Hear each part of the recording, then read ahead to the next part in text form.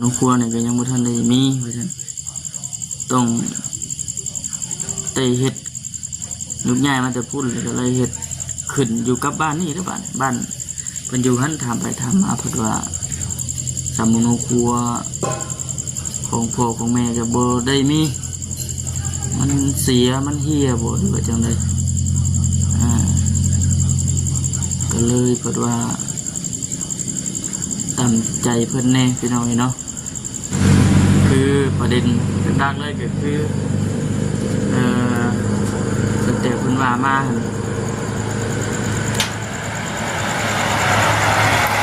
เรื่องที่ดินที่ให้ที่นานะพี่น้องที่ดินมีอยู่ว่าใช่ที่ดินแต่ว่าเป็นที่ดินของแม่นี่แหละแต่ว่าถือกระเบ้าเอาเงินระเบ้านะพี่น้องขออภัยหลายๆบ่เอาเนาะเอานั่นแหละเอาบู๊ว่าเป็นย้อนสาเหตุยังเขาก็บู๊เนาะพี่น้องเนาะตามที่ได้ยินสาวแต่เพิ่นว่ามาดินเพื่อนเพิ่นก็เอาแล้วก็ดินหน้าก็เอานะ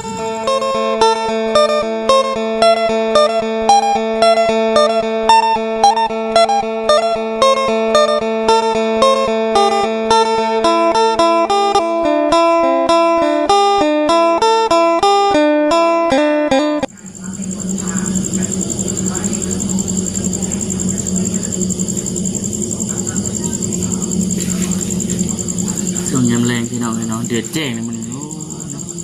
เดือดใกล้สิฮอดมันสินเพ่งไงบ่มันนี่มันสินน้อยบ่มันนี่เดือดสินเพ่งเลยพี่น้องเนาะผมแรงนี่กับฝนตกอัน4-5 โมงแรงนี่แหละพี่น้องฝนตกเลยแห้งตึกโดนฝนควรอยู่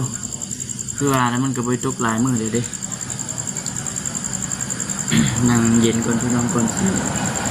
พิจารณาเนาะ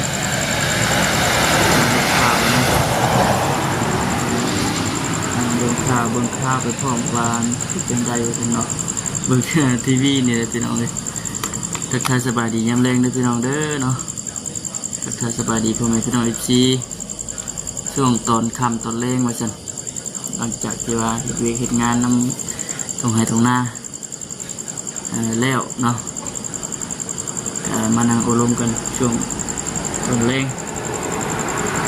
ที่ห้านี่เลยพี่น้องวันนี้จะไม่ได้ออกไปข้างนอกเลยมือวานนี่เมื่อวานนี่บอกข้ามไปเลยเมื่อวานนี่บอกโกเมื่อวานนี่ไปพูดไปบ้านสเตลกับน้องน้ำฝนเปิดเมื่อวานมื่อนี้นะบ่ได้ไปเลยพี่น้องเลยเนื่องจากว่าเจ็ดเรียกให้มันแล้วนะไทยหุดหน้าให้มันแล้ว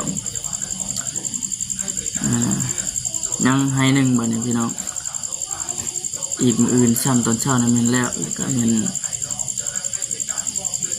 ออกไปข้างนอกโตนะติดตามเบิ่งไปทำการพี่น้องว่าสิไปทั้งเจใดว่าซั่นเนาะจะได้จะฝากทางพวกเจ้าหน้าที่เข้ามากดเลยกดแชร์แล้วก็ฝากเข้ามาให้กำลังใจเนี่ยได้พี่น้องเด้อเนาะบุกบืนช่วงที่ว่ายังบ่ทันได้ดำนาแต่ว่าพอถึงช่วงดำนาแล้วก็แน่นอนแล้วพี่น้องเลยเปิดช่วงดำนาเนี่ยมันโบค่อยได้ออกข้างนอกก็ได้แต่ว่าเรื่องออกข้างนอกมีแต่ออกไปซื้อเครื่องมาเติมใช้ห้าเนี่ยได้ออกแต่ตลาดเลยพี่น้องแต่ว่าออกไป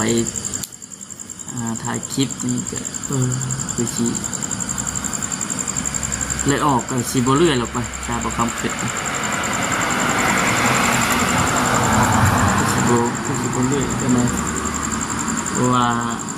คนหน่อยเลยพี่น้องคนหน่อยแน่เลยก็เบียดเขามันช่วงยามหน้าคู่กันได้แล้วเนาะพี่น้องมันหลายเบียดหลายช่วงมันนาขนาดเริ่มเลยนี่ขนาดเริ่มต้นเลยเกียมขนาดช่วงเกียมนี่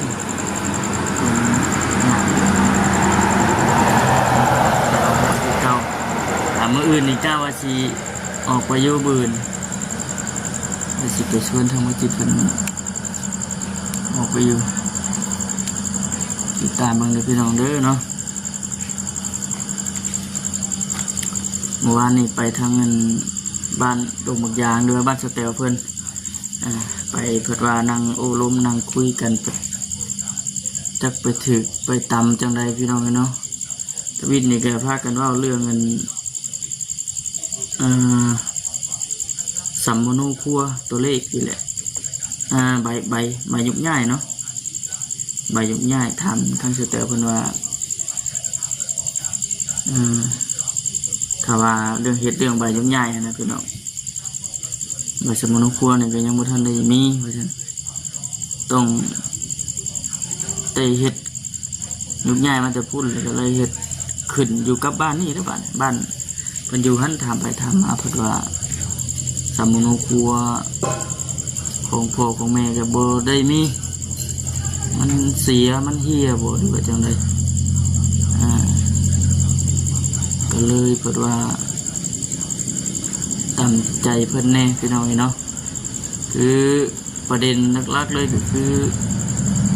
ให้รถผ่านกันพี่น้อง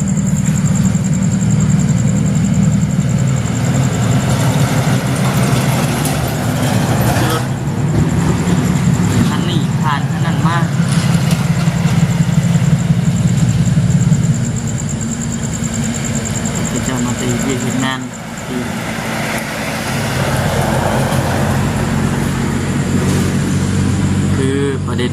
ดังเลยก็คือสเตปคุณว่ามา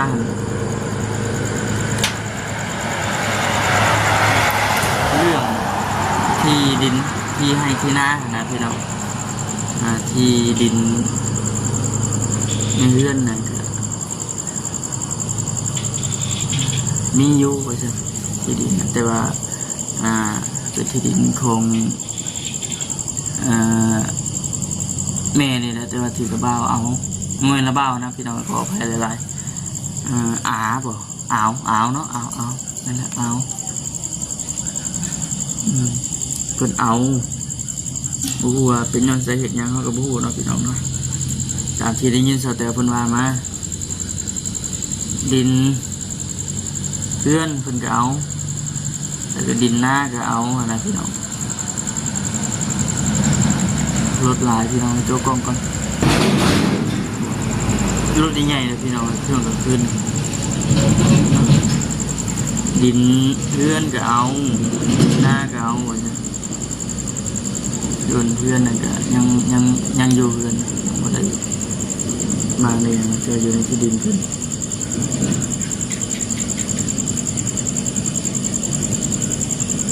แต่ที่ได้ยินท่านสเตปเพิ่นว่ามาสุพังเมื่อนั้นนะ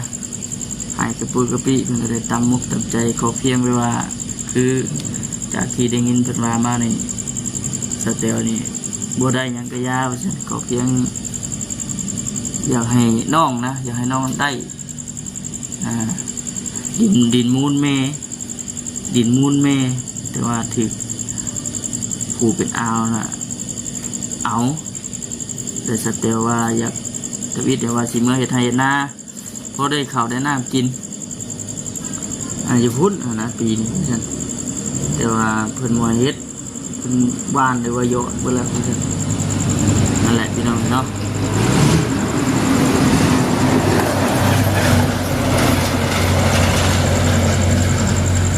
ก็เลยไปมันว่าฉันคิดน้ำครอบครัว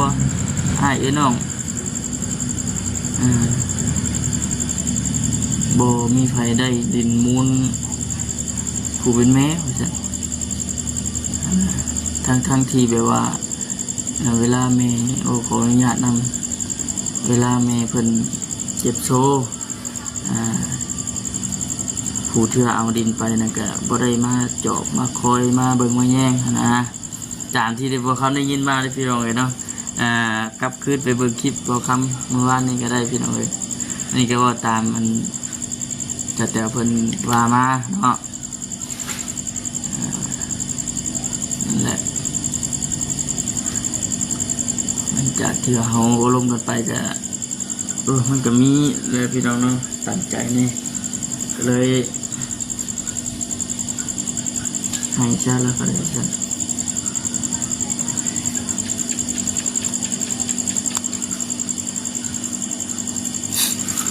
บรรยากาศมันก็ถือว่าโอเคพี่น้องเย็นเลยบางมื้อนี่ก็ทุกเอาแห้งแล้วนะจากที่เบิ่งผัวทั้งพานี่ก็อยากที่ถึกแจ้งได้แหละมันเมฆอยากพาออกจากกันนะพี่น้องแต่แรกช่วงดึกเนาะช่วงบ่ายหนึ่งบ่ายสองจะตกหรือจะคิดว่าสิไปหายินอยู่พี่น้องเลยคิดว่าสิบริอยู่เพื่อแหละว่าสิออกไปหาอยู่หากินแต่มันตรงมือมันชินนะก็เลยเปลี่ยนมือก่อนมือใหม่จะไม่ก็เป็นF5นะพี่น้องปกติก็เป็น8 โมงครึ่งอาจจะปิดเลยเร็วหานอนเลย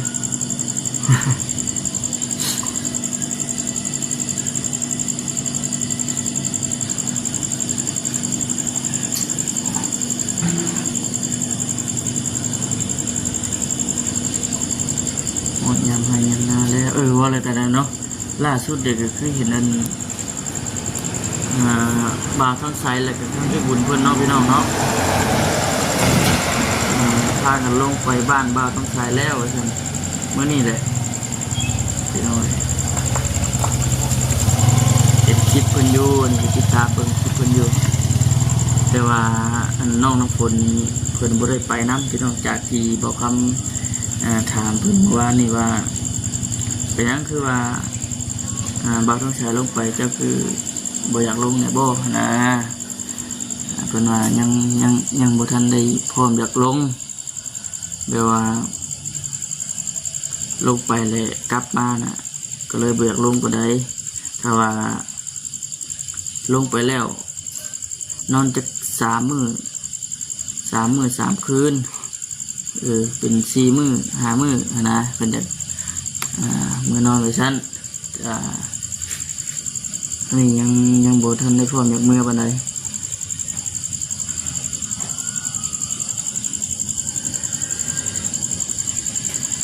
เบิ่งผีพี่น้อง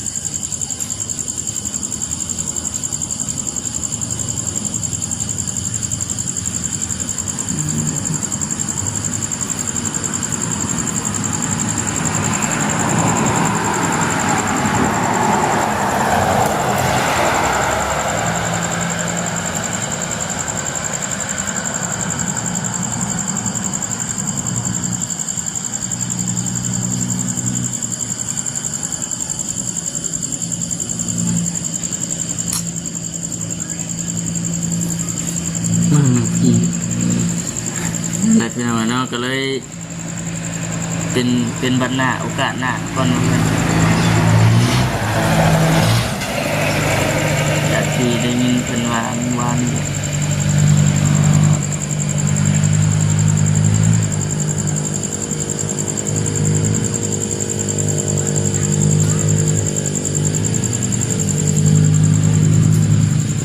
ที่ใส่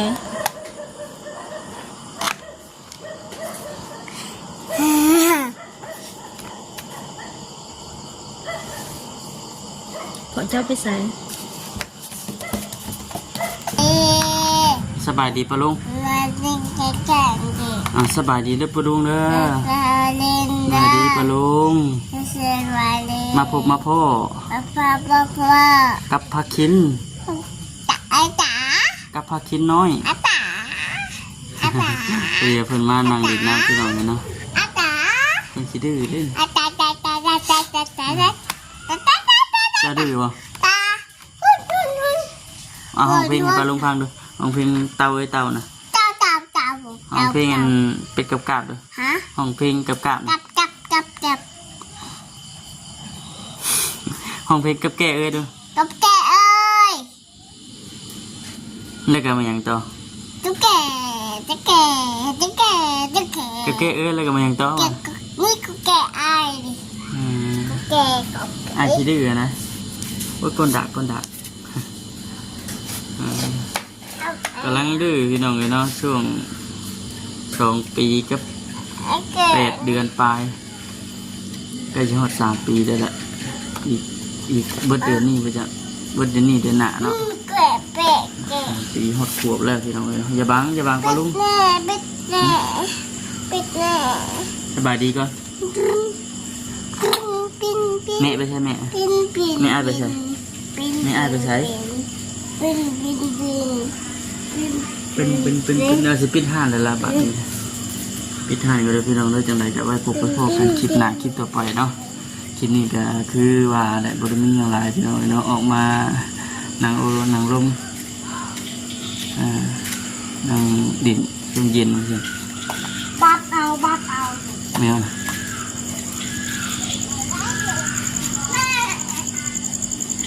โอเคพี่น้องเนาะโอเคพี่น้องอยู่ดีแม่สบายดี